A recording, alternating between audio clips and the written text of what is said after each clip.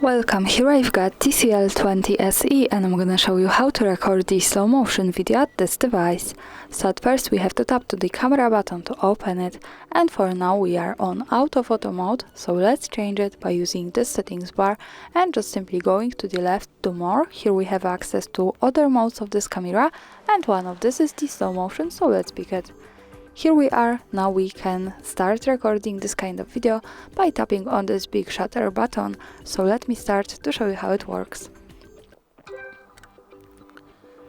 And this is my object.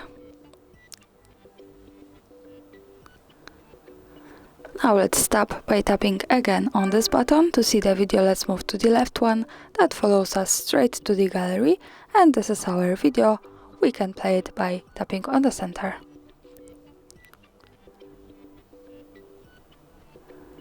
As you can see, this is how the slow motion video looks like at this device. Thanks for watching, subscribe our channel and leave the thumbs up.